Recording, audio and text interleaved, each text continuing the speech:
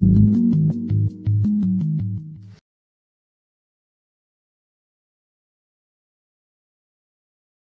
multitasking now after the great lunch and a bit cold here, so we're stretching and multitasking here.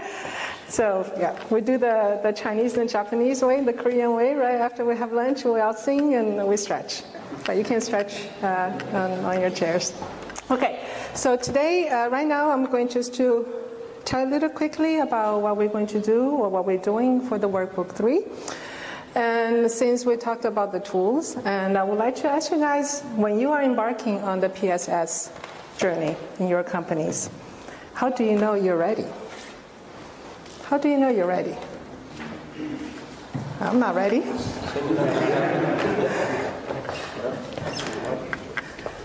Let's try this one. Now I'm ready. Okay. Great. So how do we know you're ready? What kind of dimensions do you think about? Do you ask yourself the following questions? Do you have a strategy? Most of you would say, yes, we do have a strategy. Do you know what these strategies are connected to, what they're all about? Do you consider what competition in your formula? What kind of competitive situations that you are comparing yourself with? And which criteria are you choosing? Is it cost? Is it flexibility? Is it quality? This morning we heard about quality, but I'm sure there are other priorities that you think about. And when we embarked on this journey of the Proteus and understanding the PSS systems for the maritime industry, and then also with all the tools that we have developed, we also try to benchmark against other industries and what other industries are doing in terms of PSS, automotive, healthcare, what have you, right? And we try to combine them and say, okay, what are the other industries doing in regard to PSS? So the question for you guys now, for your companies, when you self-reflect on yourself, do you ask your questions regarding to these 5 dimensions? Critical, do you talk about market dynamics when you are strategizing for PSS? Do you think about what kind of business models you are creating? Do you want business? Is your business long-term, short-term? And if we talk about the network, what kind of partnerships are we having, or are you having, or are we having in Denmark together? Do you think about how you organize? Is there organizational dynamics within your strategy? And what kind of value propositions are you offering to your customers? Do you give or deliver what your customers want? Think about it. Do you do this all 3 together, or you only consider one dimension at a time?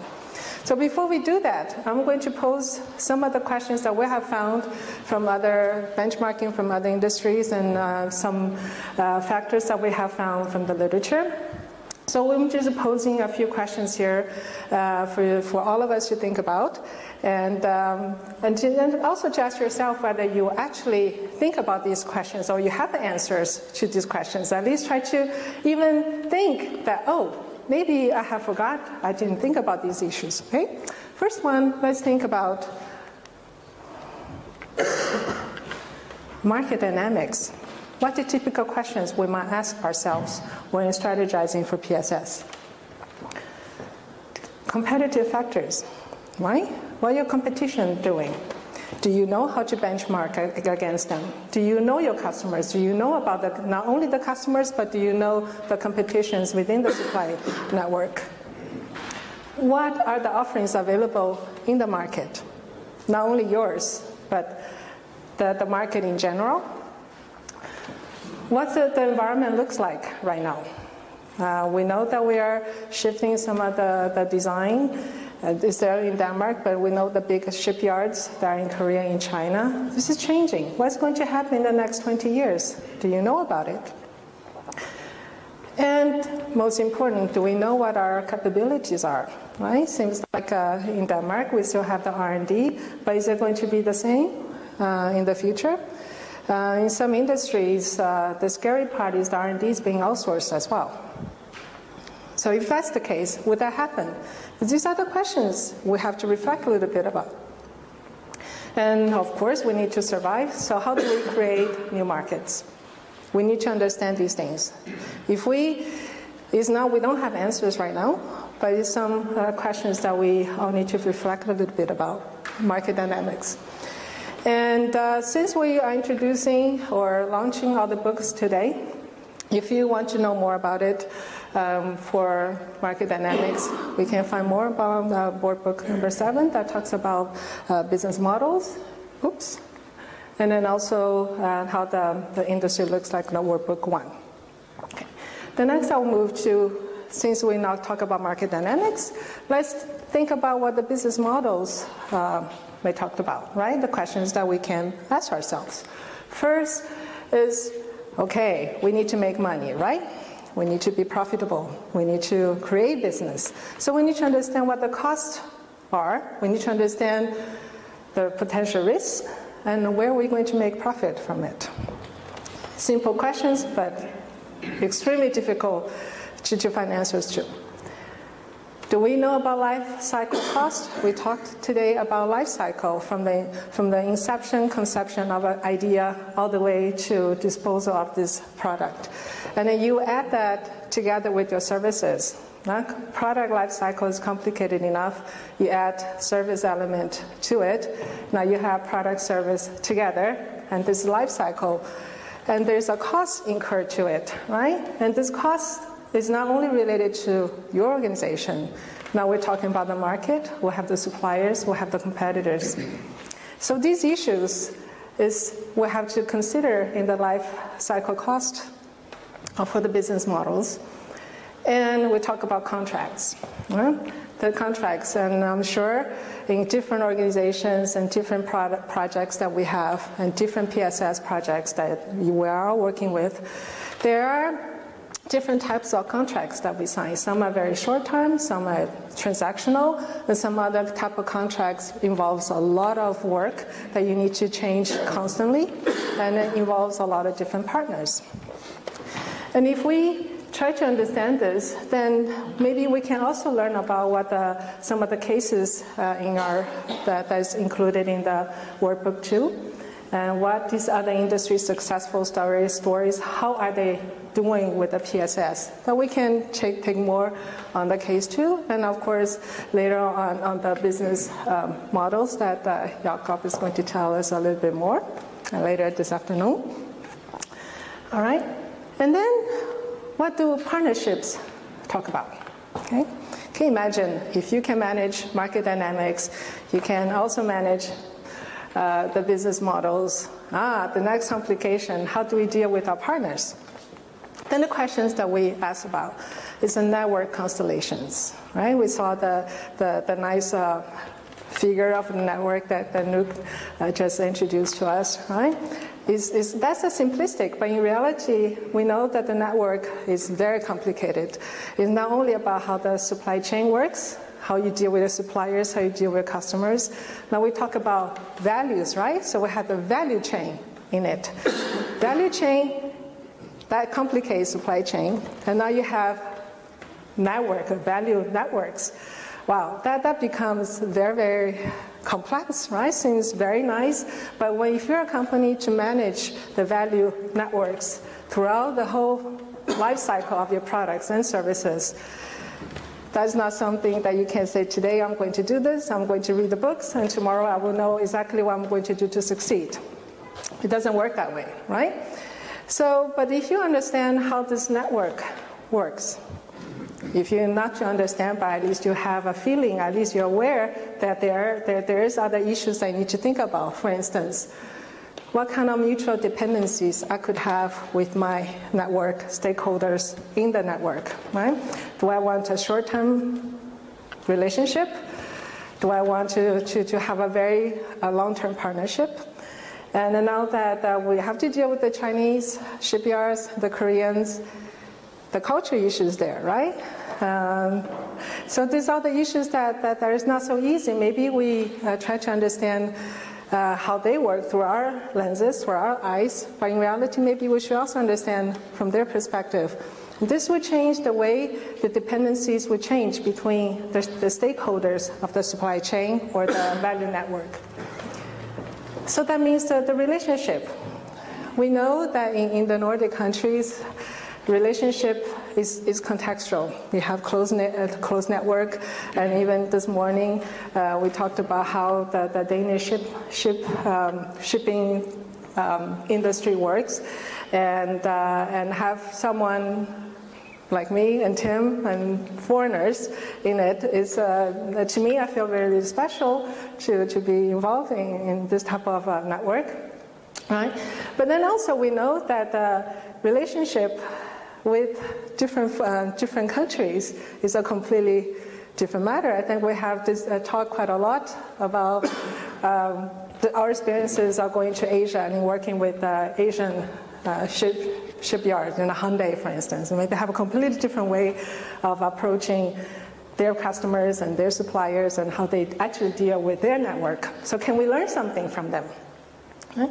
So more to know about how we deal with partnership. Of course, we need to understand how it relates to organization within your company and also organization within the supply chain.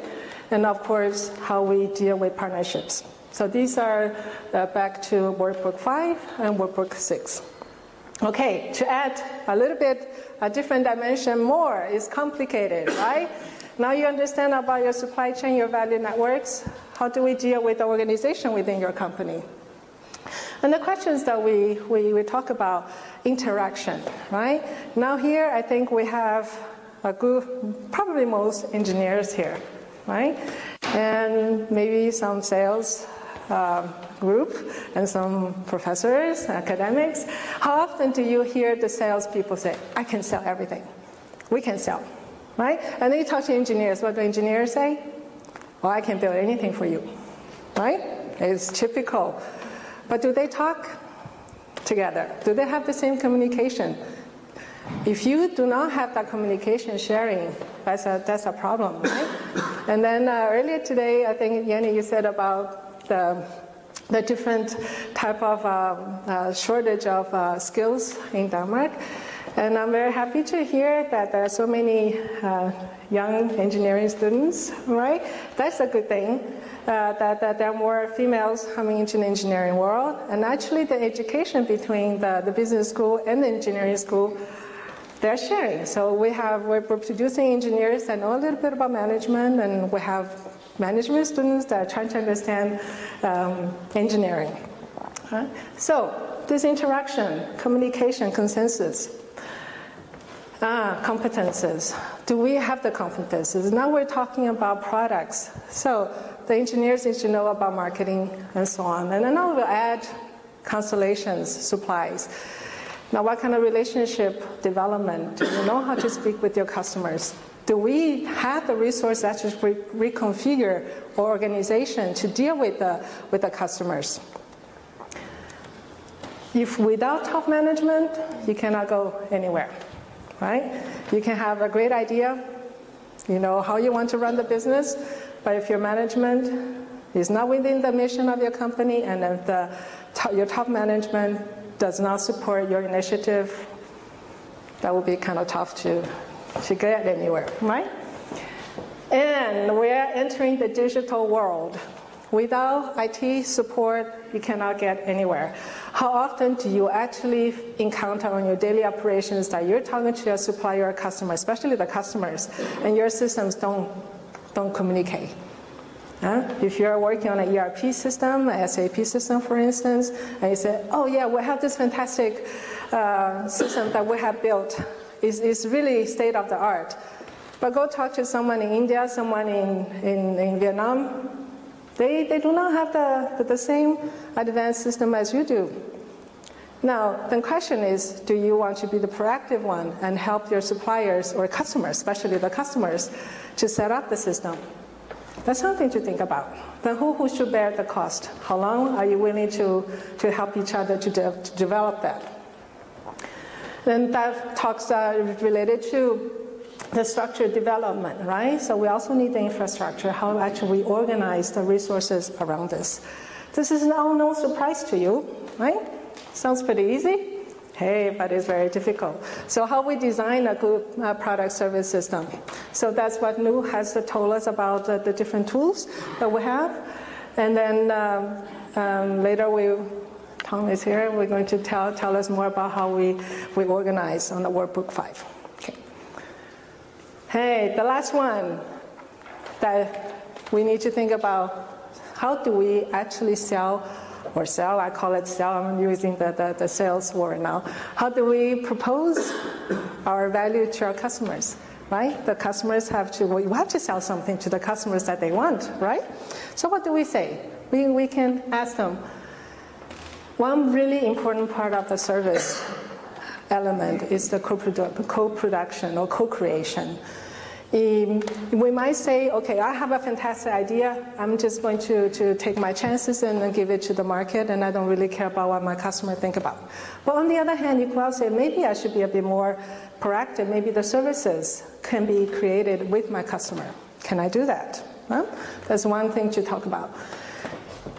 Are we having short-term transactions, contractual-based, very short-term?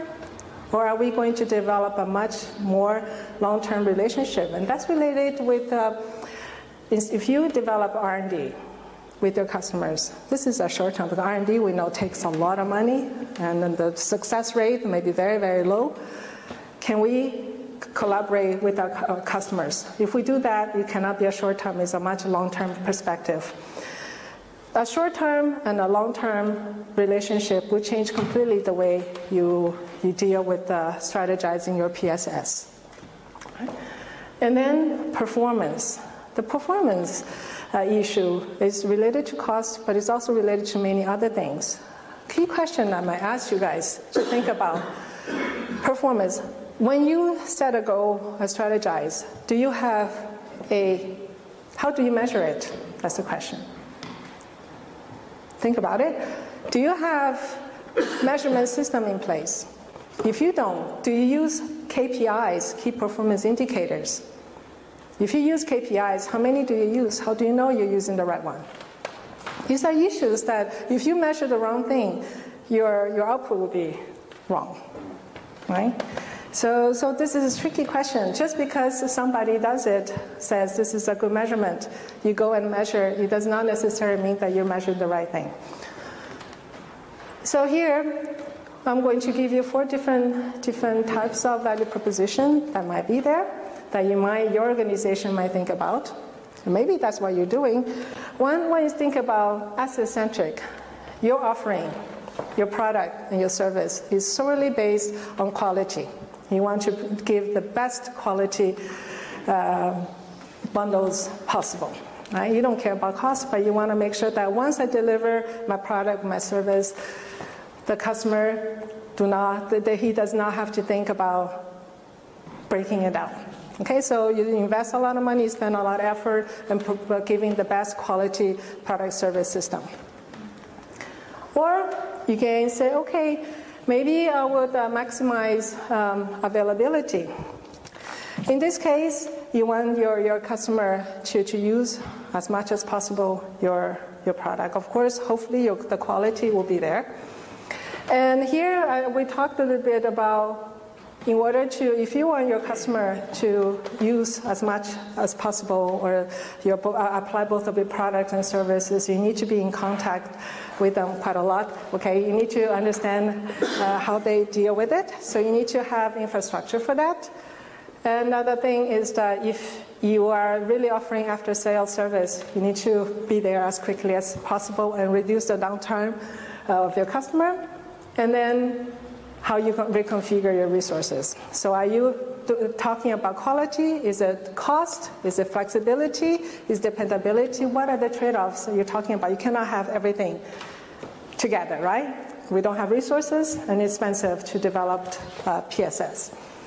This is my last one. So what you do is that if you go through the value proposition, you would have, depending on your strategy, you can find answers or look more into all of the other workbooks. Okay? So, are you ready? Are you ready? We're going to find out how Danilek Marine prepares to be ready. Okay? Thank you very much. So that was my presentation.